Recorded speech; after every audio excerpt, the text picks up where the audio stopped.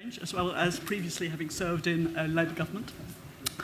I now do a number of things, but what I'm interested in today is whether Keir Starmer, if his party forms the next government, whether they will really lead from the centre. Now, we have a wonderful array of panellists with us today, who I can't think of any better equipped panel to tackle that question. John Rentoul, who's one of the most respected political journalists, who I first met when we were both members in the Bethnal Green Labour Party a very, very long time ago. John tells me he's still there and still a member of the Labour Party. No, I'm not still. Oh, you're not? Oh, okay, take that back. Still there. I'm still in Tower Hamlets. Still in Tower Hamlets. But John is probably known as one of the most serious defenders of the Blair record, having written a very respected biography of Tony Blair. He tells me he gives Keir Starmer a very hard time. So we look forward to hearing from you, John, today about what that means in practice and whether you think Keir really will deliver. Here on my left, we have Lord Glassman, Maurice Glassman, who many of you will know as the founder of the movement called Blue Labour, which puts at the centre of politics and the centre of a vision for the Labour Party a belief in family, in faith, in communities, and in civil society, including trade unions, for example. And Catholic social teaching. And I think you actually work at St Mary's University now, which is a Catholic university in southwest London. So, Maurice, it's fantastic to have you with us today. You were at least at one time considered a leading intellectual guru for the Miliband regime, and then became rather critical of it afterwards. So it'll be interesting to hear what you say about Keir and his approach to leadership and government. Welcome today. And on my right, I have a very old friend of mine, Jim Murphy. Don't know if you're on my right or not, Jim, but we'll find out today. And I'd rather a very long-term friend of yours than a very old friend of yours. Well, anyway. I think we're exactly the same age, Jim. We both entered Parliament in 1997, aged 29. We did, yeah. Jim for East Renfrewshire. In Scotland. He went on to have an illustrious career in government, ended up as Shadow Secretary of State for Scotland, served under the Miliband. I did, not Defence. Shadow, sorry, Secretary of State for Scotland, served under the Miliband government, and then went on to become leader in Scotland, where he served for a very short space of time. But after leaving politics, has set up what I think must be the fastest growing political consultancy I have ever seen, Ardent Strategies, which also has a floor here in Labour Party conference. So clearly brilliant to have you with us today, Jim. Now I'm going to ask each panellist to speak for about 5 minutes on the subject of Will Keir's lead from the centre. Then I might pose a few questions myself before opening up to questions for the floor. So John, if we could start with you, that would be brilliant. Well, thank you very much, Ruth. That's very convenient for me because it means I get to answer the question first. Will Keir Starmer lead in government from the centre? The answer is obviously yes. Not because he's a Blairite, because he isn't. As I was just discussing with his biographer, Tom Baldwin, who, as Ruth said, was taking me to task for being horrid to Keir. I explained to him that actually I was being ultra loyal to Keir and taking him at his word, which is no complacency, and therefore testing everything he is doing against the index of winning votes, which is what Keir does. I mean, the secret to Keir, as we have discovered, those of us who had no idea what he was when he became leader, I mean, because we assumed that he was his politics were broadly Ed Miliband's politics. He turned out to be extremely ruthless about vote maximisation, which for a Blairite like me is not Blairism, but it's almost the same thing. So if he's going to maximise the vote, then that's good enough for me. And the point about that is, as soon as he's elected, he will focus on winning the election after that, in which case he will continue to maximise the vote. Now, that's not not quite the same in government as in opposition, because in government you can actually do things rather than talk about them. So he may be able to raise a few stealth taxes and increase spending, but in Blairite ways that will enhance Labour's chances at the following election. So, I remember the Conservatives attacking Tony Blair for having a secret left-wing plan to turn left as soon as he was elected Prime Minister in 97. That didn't work because he so evidently wasn't of that stripe. So the Tories then changed it to, well, he'll be held hostage by the Socialist Campaign Group, and he'll have to do what they say, which of course was equally nonsense. They're trying the same thing with Keir Starmer. I think they've more or less given up on Keir Starmer as a secret Corbynite. And they're saying, well, he'll be held hostage by the Socialist Campaign Group. The problem with that is that it misunderstands the mechanics of a hung parliament. I think a hung parliament is actually quite a likely outcome of the next election, but in almost any hung parliament scenario, I think Keir Starmer would be Prime Minister of a minority Labour government, and the only way the Socialist Campaign Group can give him problems would be if they can make common cause with the Conservative opposition. Now, John McDonnell and Suella Braverman don't strike me as a very comfortable political alliance. I mean, it took the Tories more or less 13 years to work out how to unite with the Labour left against Tony Blair. They ended up, with David Davis's civil liberties nonsense, which actually worked quite well. But it did take them a very long time to work that out, and it'll take them a very long time next time. So, yes, Keir Starmer will govern from the centre. Thank you very much, John. And Maurice, if I could turn to you next, your view. Yeah, I think you may, comrades, welcome. It's good to be at conference. I'm obviously going to take some issue with John with the definition of what the centre ground is, whether it's changed since 97. It's whatever Tony says. Yeah. Very easy. Kind of developed that as a concept through the idea of market Leninism. It was an idea I developed where you sort of impose the market through centralised methods. And what I would say is, Ruth, I'm not always quoting Pope Francis, but I will on this occasion. He said one thing that struck out. He said, we're not living through an era of change, but a change of era. And I think we've got to kind of grasp what the nature of that is. And, if you look at 97, you've got to say, and Jim, it's good to be with you.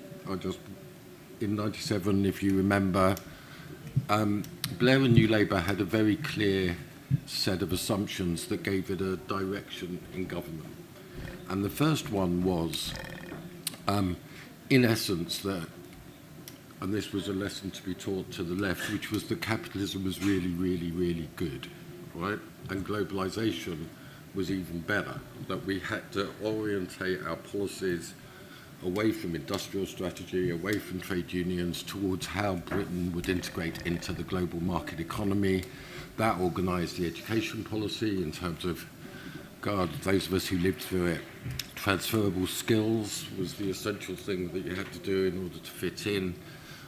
The City of London was the fundamental driver of growth, and you were living in, do you remember Cloud Cuckoo Land, if you thought that it was any other way? So capitalism and globalisation were very good, and the key point was to fit in with it.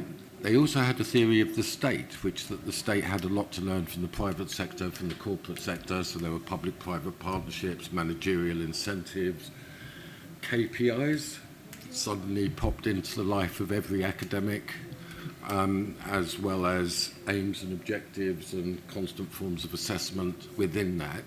But there was a view of the state and what it should do. It withdrew from the economy, essentially. It underpinned the changes that were going on in the global economy, and was helped to facilitate a modernisation project on the one hand, and Britain's place in the global division of labour.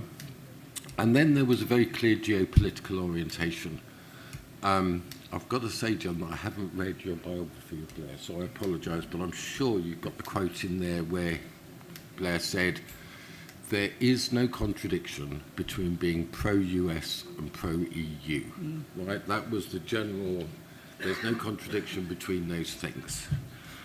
Okay, now, I would say that the death knell of New Labour was the 2008 financial crash, where suddenly the levels of debt, the dependence on the financial sector, the degree of lying, cheating, embezzlement and exaggeration that characterised the city suddenly fell upon, the burden of the crash fell upon the working people. I've done my calculations. I still would defend the proposition that it was the biggest transfer from poor to rich since the Norman Conquest. Okay, that's what happened in 2008. An enormous transfer went that way, and then what I would say is the key characteristics of this new era that we're in, and we saw this very much during COVID, and it has continued since, is that there is a bigger role for the state in the organisation of the economy. So that's one of the Pope's changes of era ideas. And the second is that those people who were considered left behind, irrelevant, Jurassic, taken for granted, I'm talking about working class people, suddenly became the key battleground of electoral politics. From being irrelevant, it became central. And that was really manifest in the Brexit vote, and then in the 2019 victory for the Conservatives, where there was a quite significant, well, there was a disaffection with Labour. I would say that it goes down the memory hole a bit, but 2017 was an extremely interesting result as far as I'm concerned.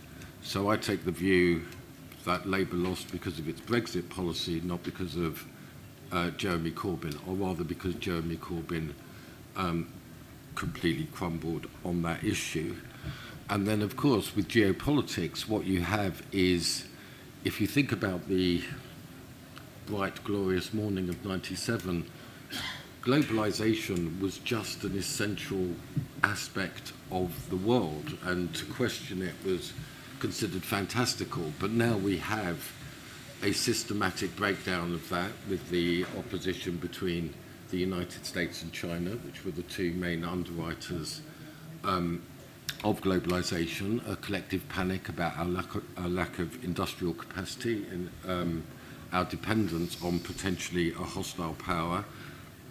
And now you have the Russia-Ukraine war as well to compound that breakdown of globalization. So this has been a very long way of saying, well, what's the centre then?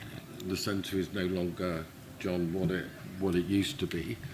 And I would say that the centre now involves those things. Whoever can actually represent working class interests in our country will seize the centre ground. And that's just not about interest, that's also about the places that they live. So what have we learned? We've learned that the Conservatives, who talked about a new economic model, who talked about levelling up, who talked about all of these things in 2019, they cannot stand up to capital. They cannot stand up to the city. They cannot carry that. So the question is whether Keir Starmer and the Labour Party can stand up to capital, and that's where the new centre ground, Ruth, I think, will be fashioned.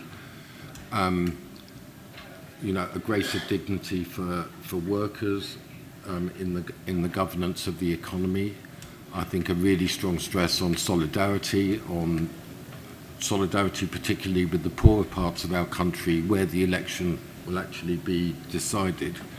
That's the link up with subsidiarity, with Catholic social thought, and those ideas. And so right now it seems to me to be that Labour is fighting on a centre ground that has ceased to exist, and is not fashioning a centre ground that would be in fact totally consistent with Labour history, which you could summarise as a bigger role for the working class, a bigger role for the state in the economy, and a great concern for the places that poor people live in their elevation. Thanks, Morris. And I take it you were a supporter of Brexit. Oh, Yeah, big supporter. Okay, Yeah. confession. Yeah, I campaigned for it. Yeah, for Brexit. Yeah, just letting everybody Yeah, know. absolutely. Well, that was the centrist position at the time, by definition. Because the majority of 52%. people has voted for it. Understood. Well, So we can talk about we can talk about the position regards Europe Okay. in a moment. I hope not. But Jim, first, I'll give you a chance to set out some thoughts. Okay, so I hope we don't, because I was Minister for Europe, and I oversaw the introduction of the Lisbon Treaty, which gave power for nation states to leave the European Union for the first time ever. So if you want to blame anyone or congratulate anyone, Morris, I'll take my share. And listening to these stories of the past, and obviously the reference to Pope Francis, and certainly Ruth and I would be happy, Morris, talking about Catholic social teaching as a Kelly and a Murphy. It's sort of the old-time religion of sort of 1997 when Ruth and I both won. I remember that morning. It's the last time the sun shone in Glasgow. So it was. I think if anyone's from Glasgow, you'll know that to be almost true. And when I was talking to Keir recently, I mean, there's a realisation that we're not in that type of electoral cycle, rhythm, or national mood. And after talking to him about it, I just got a sense of what would the theme tune be. So I've not said this before, so I don't know if it'll work. I just thought, but I just wrote it down there. What would the theme tune be to a Labour victory, the soundtrack? And I think if you remember that D. Ream thing, Things Can Only Get Better, I think it might be Things Can Only Get Better, but to a sort of Leonard Cohen sort of morose sense of, well, could it get any worse? So I think that's where we are. And I think others have wandered on to a conversation about, and John, and I know this is a caricature of your point, but the centre ground isn't always the majority ground, and I know that maybe it's too existential or philosophical, and it's not even the plurality ground.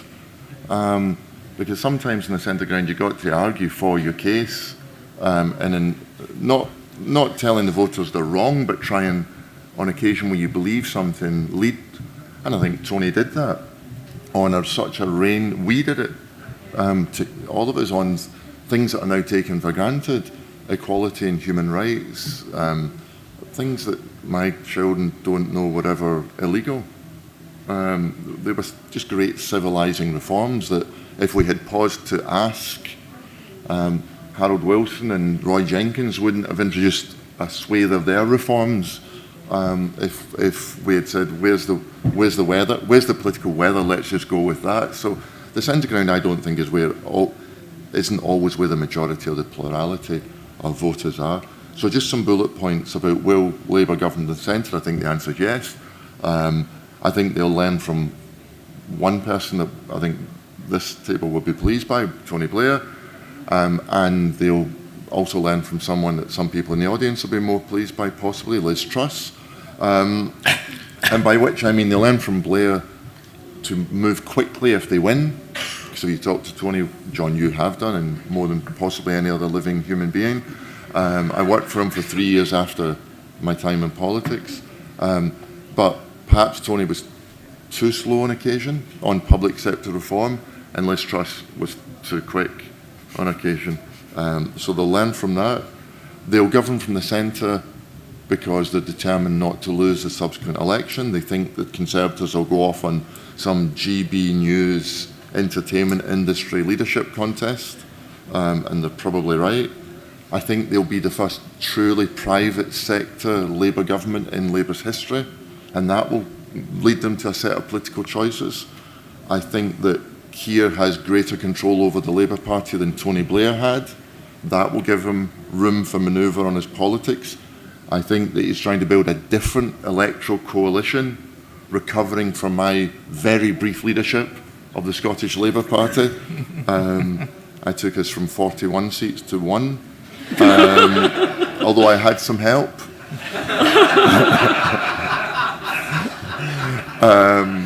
I think that new electoral coalition, there was a Keir as Prime Minister as the biggest party route that was England and Wales only, but there's now a Keir as Prime Minister as a majority Labour government with an England, Wales and Scotland route, which I'm absolutely delighted with.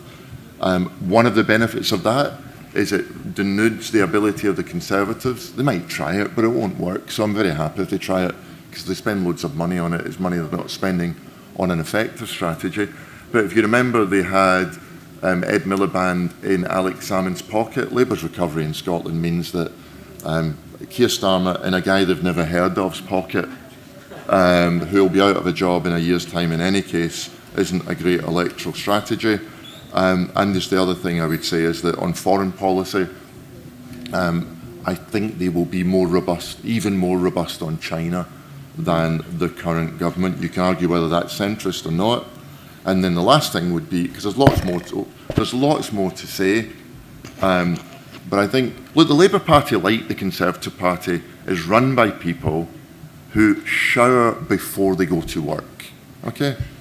That's just the way it is. And we can romanticise it otherwise, that it's ever been run by people who shower after they come back from work, right? That's just the way it is. It's a middle class.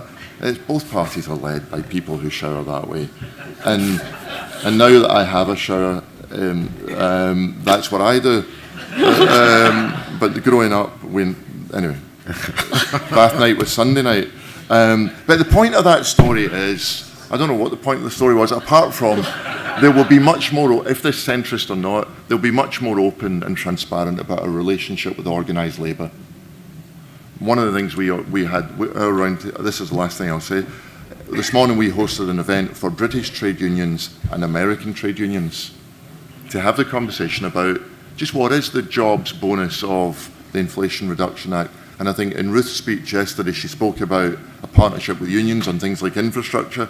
Francis O'Grady got a new gig, and they're very, very open about that partnership with business and a renewed partnership with unions. And I think that's a reasonable place to camp as a party that wants to govern and govern from the centre ground. There's so much more to say. I won't say it, and I'll happily respond to a couple of questions. Thanks, Jim. Thanks very much. Wonderful contribution. I just want to start by asking a couple of questions. So, John, leadership. I mean, surely you see a role, not just for majoritarianism, but for real leadership from the centre as you see it. What do you think are the defining characteristics of what leadership from the centre should be? Well, this is the philosophical question, isn't it? Yeah. As to what centrism is. I mean, is centrism something that you're going to lead the voters to, or is it where the voters already are and you go to join them? I mean, I think the genius of Tony Blair is that he combined the two. That he was totally focused on the median voter, and unlike Keir Starmer, he actually understood that person and what they wanted, whereas Keir Starmer has to be told what they want and then he'll do it, which is almost as good as I was saying. But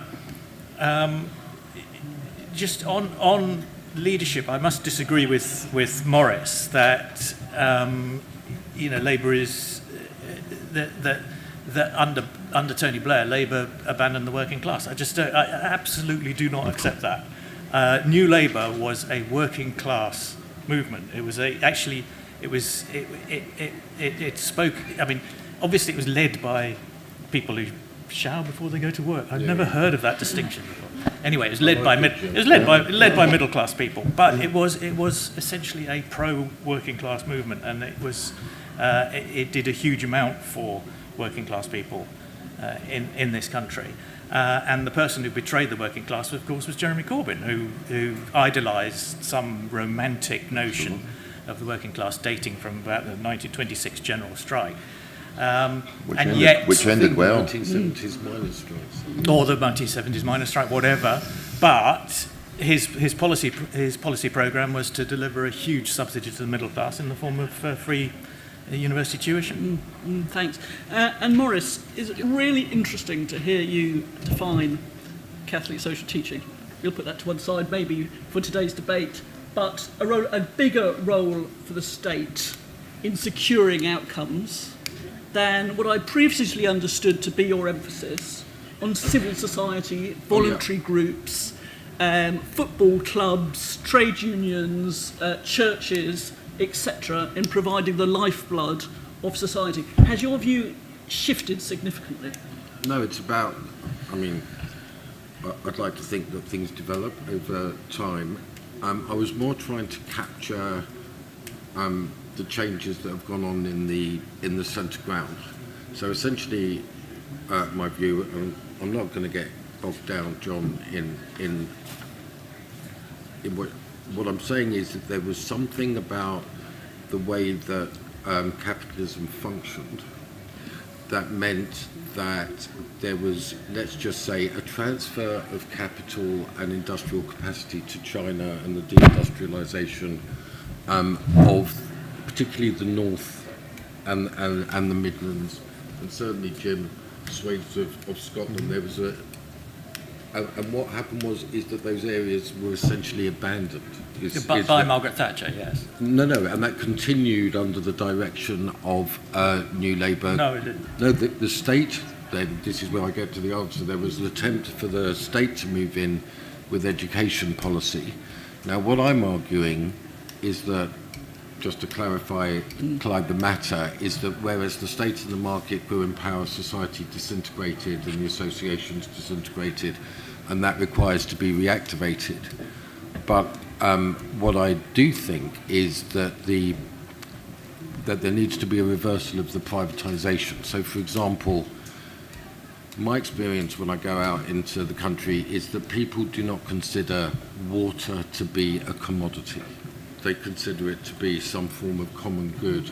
Now, the ways that we organise that, I would say, should be in a decentralised way in terms of local accountability.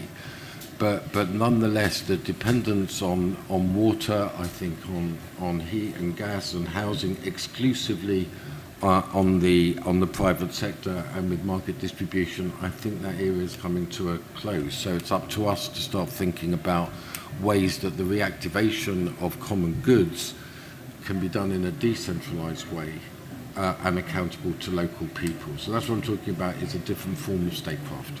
So confession here, I chair a water industry trade body, Maurice, which you may not have I known, didn't know, but we can have debates about that afterwards. We will. Yeah. Jim. Yeah. So one of the most controversial areas of debate is Britain's role in the world. So you were a former Europe minister. We've talked about Britain acting as a bridge between the EU and the US. Do you think there is a centrist way of thinking about the UK and its global role? Yeah, I think there is, and David Lammy and John Healy and Lisa Nandy in particular are working their way through that. It's not yet complete, and there's no point in pretending that it is. I hosted a dinner with John last evening, and he freely admitted in the privacy of the conversation that there are parts of it they're all just grappling with as to how to, because in a defence context, you frame a defence posture and a manufacturing capability that's about a war in Europe when the strategic competition is the Indo-Pacific. And they are working their way through that, and they're open enough to say that it's constantly moving. They'll re-engage positively with the EU. They will make do and mend with whichever version of the US is provided to it. They have been pretty strong in China, so I suspect they'll engage more with India as part of a hedge, whether that's sufficient. So I think they're working their way through it. The only other thing I would say, just to pick up, Ruth, if you don't mind, is that I think that I'm not going to do the argument about 97 and whether Labour was betray the working class? My spoiler at the end is no. And John, I hope I'm not stealing your space, but I am, in the long run, writing a book about New Labour at 50 to be published in 2047. So, and that's look. I bought a new pair of football boots recently, which is a real sign of misplaced optimism. That I'm going to play football enough to get any use out of them. But writing a book about New Labour at 50 is another a variant on my optimism. But the point about it is, I think that too many people treat the Labour Party, particularly business, they treat it as either a Blair tribute act, which it's not, because and it shouldn't be, or a Corbyn burial society, and it's not, because as we've seen this week, long Corbyn isn't a thing in the Labour Party, right? And that's a great situation to be in. Thanks very much. Look, I'm going to open it up for questions from the floor, and I see some interest already. So I'm going to start with the gentleman behind the gentleman in the check shirt, who had his hand up first, and I'll come to you next. And if you could give your name, that would be excellent. Thank you. Hi, my name's Tom. I'm actually here from the Catholic Bishops' Conference of England and Wales, so it's great to hear you referring to CST and quoting Pope Francis. One of the things I've noticed here is the genuine commitment from Labour to engaging with faith communities, and it's kind of reminded me of a difference between Keir and Corbyn. I think, in part, Keir's sort of commitment to tackling anti-Semitism is obviously because it's the right thing to do, but also a strategy to differentiate himself. Do you think other aspects of Keir's centrist style of leadership are part of a genuine commitment to those values, or an important strategy to differentiate himself from, like you said, long Corbyn? Okay, thanks. Shall we take a few? Yeah, the gentleman in front. Hi, I'm Alan Lewis. I'm a councillor in Tunbridge Wells. I was interested to hear you saying about the end of New Labour being 2008. And my thought was that the cracks started to appear with 9/11, actually, and think that the way the world changed and the ground shifted underneath everybody's feet and international alliances changed, with freedom fries and the like, instead of French fries. And I just wanted to ask about that era changing, and I was hoping until this weekend whether it had changed, but I don't know if it has. Because these arguments about anti-Semitism, as my colleague had just said, are coming up again, and we're having to fight the same battles that we fought before. And,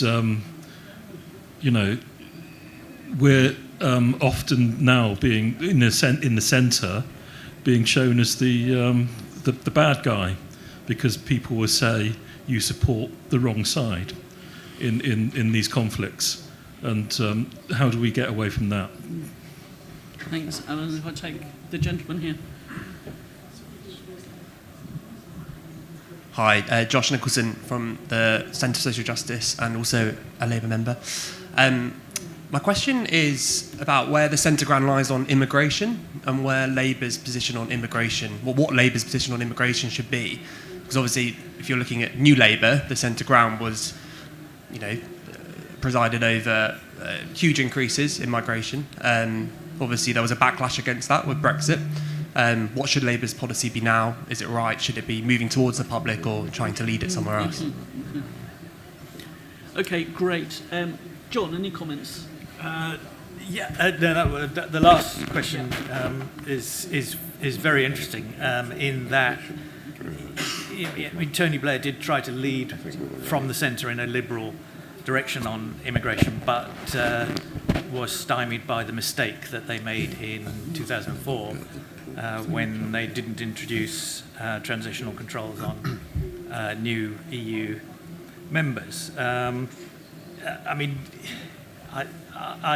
I've looked at Yvette Cooper's 5-point plan for stopping the boats, and it's no more convincing than Rishi's plan for stopping the boats. I mean, neither party seems to have a handle on that. So I don't think that's actually, it's not really an issue between the parties. I mean, it's a fake it's a fake issue.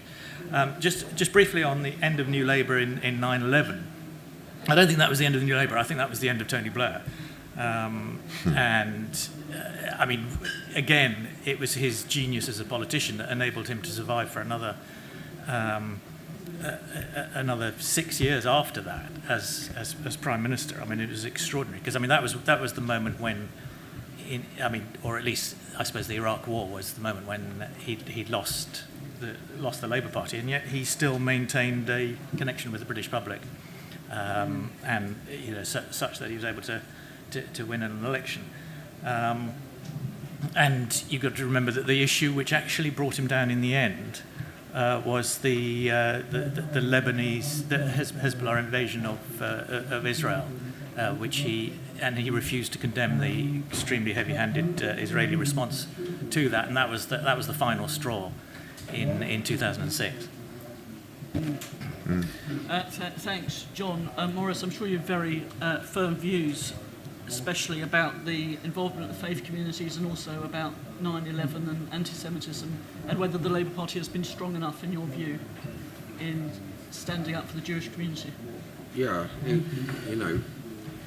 as a Jewish person, there's good times and there's bad times, and and the bad times are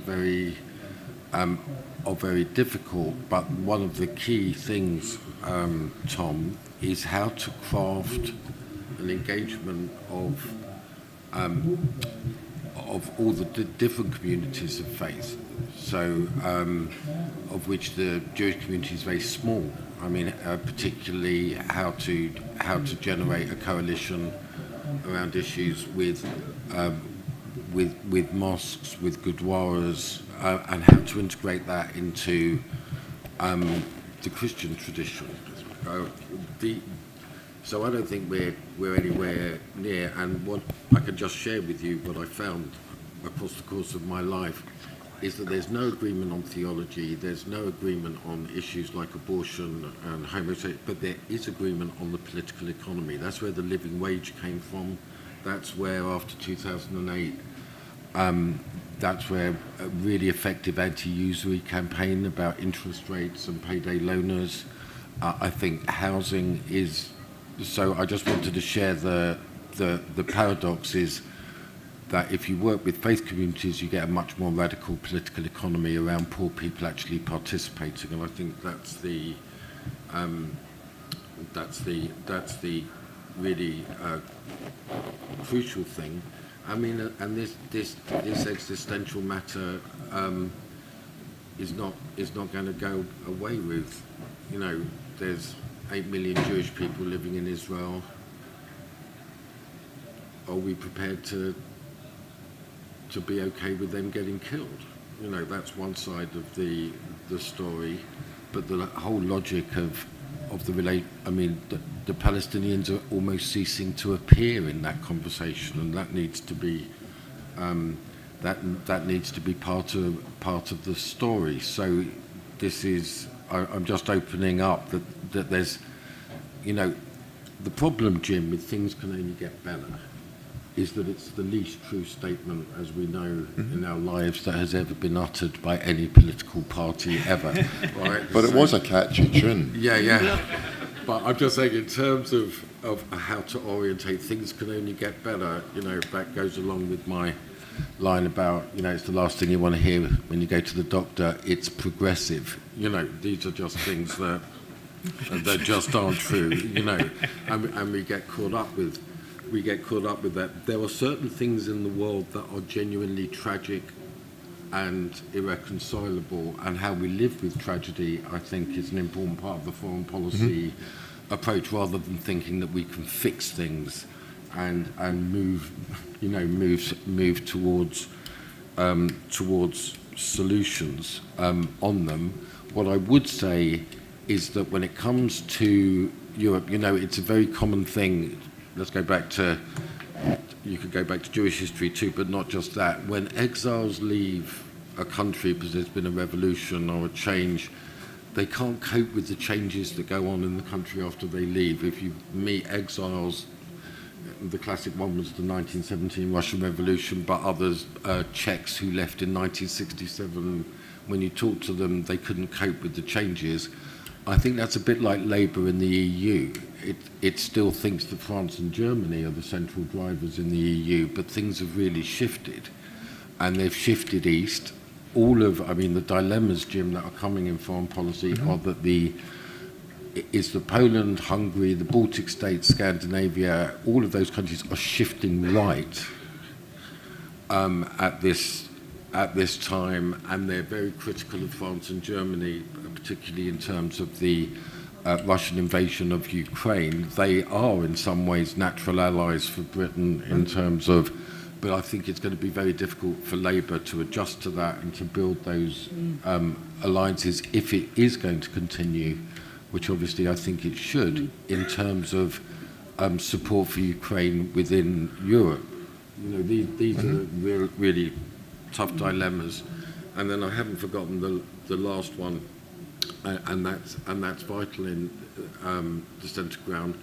The crucial thing that we've got to do in relation to immigration is be actually prepared to discuss it, publicly, and to hear what people have to say about it, and to recognise, once again, that there is nothing that can be to stop immigration is some kind of fantasy in a globalised frame, but how to deal with that politically and to bring people, and how to have some control over borders is absolutely fundamental and essential. So I think, these are all things, the foreign policy in relation to Eastern Europe and Russia, Ukraine, the policy in relation to immigration, the politics of this is all still undeveloped. But I think the fundamental thing I'm saying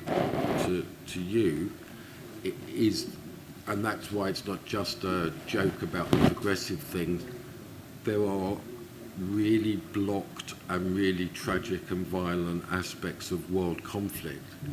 And to take to be too enthusiastic about one side or the other here and not recognise that is actually bad political thinking and bad moral thinking. Thanks very much, Maurice. And Jim, before turning to you, and I know you have to leave shortly, it does look as if the world sometimes looks as if the world is at an incredibly fragile moment in its development, and it's been very heartening, at least, to see the Labour leadership stand up for Israel's right to protect itself Absolutely. in such difficult times, very unambiguously. But I just wanted to hand over to you for final comments, really, and feel free to tackle them as you wish. Great, thanks, Ruth. I think that firstly on Maurice's point about Europe, our strategic position when we were in government last time was that we wanted it, and it's no longer analogous with what this Labour government may face. We wanted a much broader but shallower Europe, and the French and Germans obviously wanted a narrow and deeper Europe. That was our strategic play, and I think we were pretty successful. We had many great allies, not least the Scandics and the Benelux countries. On what the foreign policy, I think that, and this is a minority view, and it might be wrong, but I think Britain and China are the two countries who benefit most from the protection of international institutions. And not many other people will argue this, but Britain, because how else are we creating space for ourselves? We have embedded power in the global structures from another era that bluntly over the last 10 years we haven't earned the right to deserve. And so the institutions have protected it against the possible decline. And for China, these institutions have at least enabled their continued growth and of influence. So while China would want a different set of institutions, these ones have served them pretty well. On Israel and Alan's point and anti-Semitism, look, whenever I've been to Israel, I went to Israel, I've been to a few times, but was one time I went and met the Israel defence minister, and he closed his door in his office and just a poster, not an expensive thing, just a poster on the back of his wall was the size of the door, an image of Auschwitz-Birkenau. And he saw me look at it, and I've been there a couple of times as well. And he said, "That's my job." I said, "What?" He said, "Never again. That's my job. And when I sit at my desk, that's the thing I see every day, and that's my job." So whether it's 600, 6,000, or 6 million, that's his job.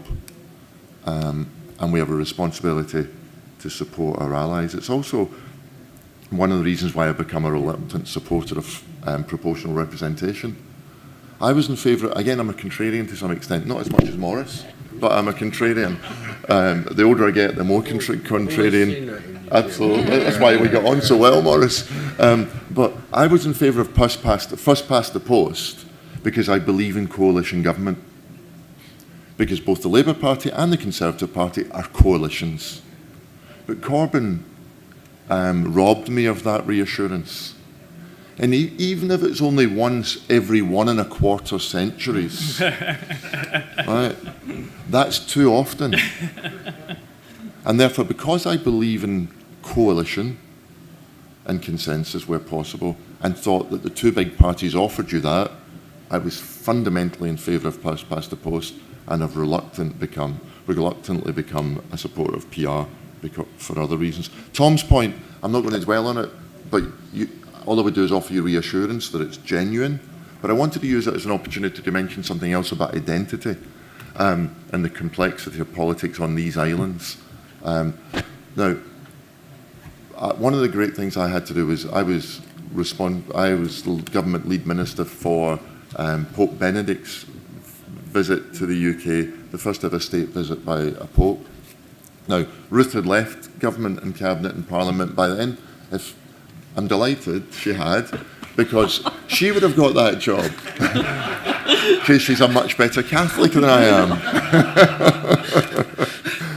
But one of the things was when I had a great, and my mother was so proud of me. But I was on His Holiness arrived in Edinburgh and went to Glasgow for an open-air mass, and that was my only actual interference, making sure the open-air mass was in Glasgow, for reasons that you could guess. But we were in a car, the cavalcade coming from Edinburgh to Glasgow, and we had to allow people's right to protest. Why not? Of course they should be allowed to protest. But on some of the flyovers, the form of protest was the flying of the Union flag. Now, you have to be from Glasgow to understand why. You have to be from Glasgow or Belfast to understand why that was a statement of protest. Fast forward 2 days later, and I think it was in Hyde Park, an open-air mass, and Union flags were there as part of the celebration. Right? And so I just use that, Tom, as an anecdote to just inject a sense of values, identity, culture, complexity, multiple identities.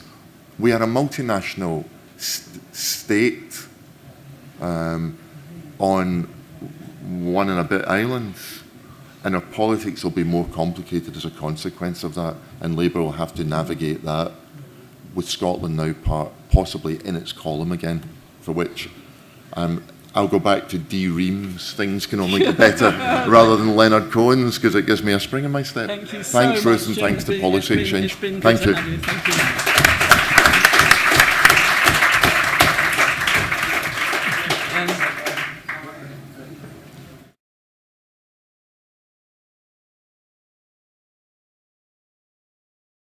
Little bit of time, so we do. We have the lady in the red at the back. Thank you. My name's Jenny Holmes. I'm just here as a Labour Party member. Sorry, your name is? Jenny Holmes. Jenny. I have a question for John in particular. Would he like to offer any criticisms of Tony Blair's leadership? And you might guess where I'm going with this, in a world of wars and instability. And if any other members of the panel have any comments. Thank you. 2 more questions, one at the very back, and then I'll take the young gentleman in the second row. Is it third row there? I think there was someone there, was there? May have lost them. Oh, sorry, lady. Yeah. Thanks very much. Sam Bruce from the Centre for Social Justice. We talked about local community. I wondered about family as well. Where does the centre ground sit on family policy, family hubs, taxation, childcare, and will Labour lead from the centre in that area? Thank you. Thank you very much. Yes, sorry, I can't quite see you hidden there. Yeah.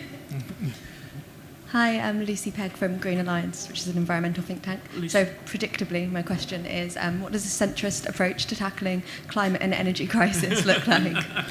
We have three really big subjects here, but maybe the most straightforward is the one straight to John. Well, the criticisms of Tony Blair, obviously, I don't have any, so that's very straightforward. I teach a course on the Blair years at King's with Professor John Davis, and one class, our guest speaker failed to turn up, so we, as an exercise, we went around the class just asking the students what Tony Blair had done wrong. And I think top of the list came failure to reform welfare. And bottom of the list came no mention of Iraq. So you can read into that what you wish. On family, I vividly remember Tony Blair struggling with strong families. He had a lot of rhetoric about that, but in practice, any policy that is aimed to promote the family is either going to be, promoting people having more children, which is rather un-British, I think. And as for whether there's a distinctive green centrist policy, I would say Rishi Sunak has got it, which is that people want to do something about climate change as long as it doesn't cost them anything. Well, thanks for that, and it's controversial sign-off, John. Maurice. Yeah, I mean, many, Jenny, I'm just dissenting from John here, and that's the point, that we can't pretend that it's just 1997 redux and things can only get better. There is a massive, my experience, there's a massive working class disaffection with politics. But there always has been, Maurice.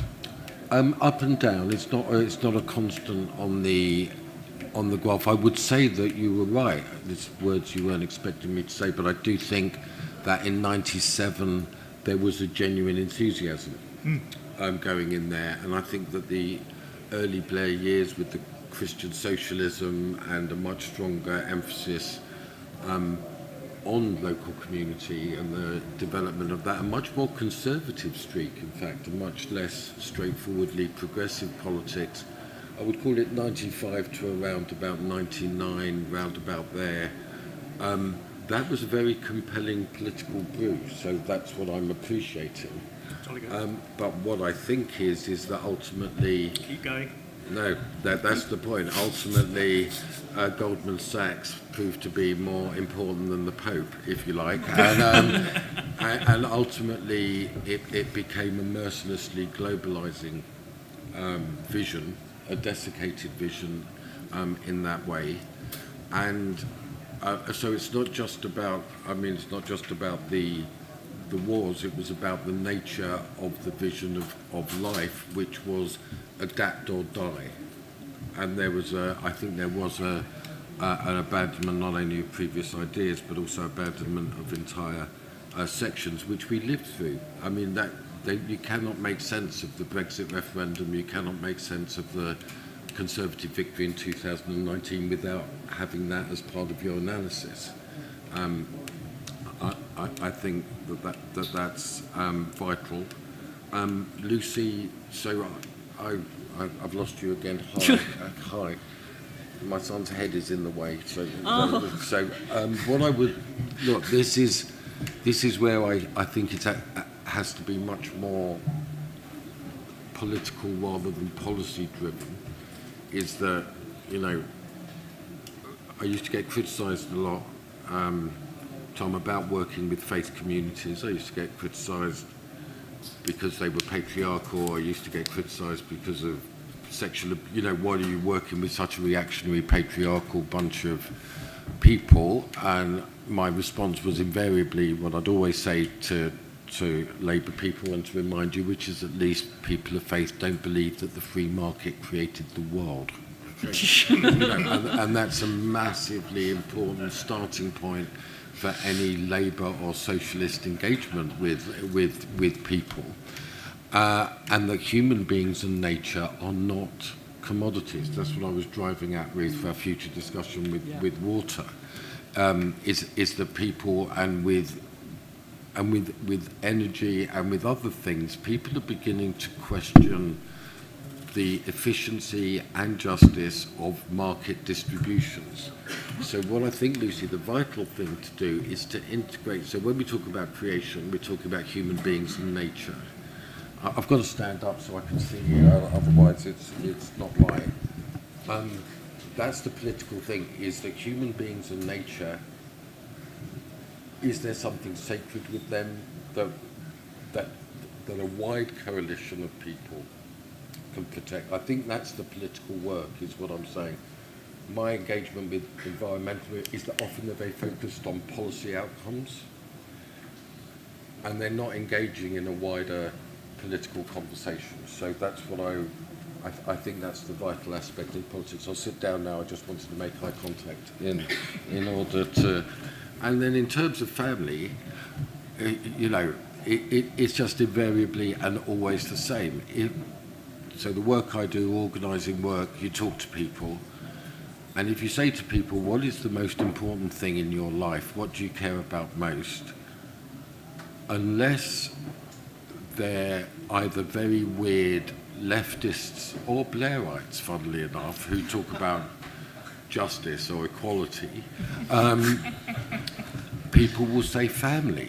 I mean, and this has to be understood in all of its tragic complexity. It remains family after divorce. It remains family through. So I think that the Conservatives are really up the Swanee thinking that the strengthening of family is the way to go. Family couldn't be stronger in the hearts of people. And how do we conceptualize how to support loving relationships in all their brokenness is the way for mums, for dads, how to support grandparents who are spending an enormous, so all this stuff with the nuclear family is good, but what I've learned over the last 10 years is the family is indestructible in people's heart, and it's about how to care for others that they love, and that's where the emphasis has got to be, and that relates to housing, building, being able to look after your parents, and subsidies for extensions, which is also leads into the childcare. All of those things. So where's family right at the centre, but not as you know it. That's what I think. Thank you, Maurice. Thank you all who have attended today's Fringe meeting. You've been a wonderful audience. John, thank you very much for coming today. Great to see you after all these years. And Maurice, as always, inspirational and good to be with you. So thank you. Thank you.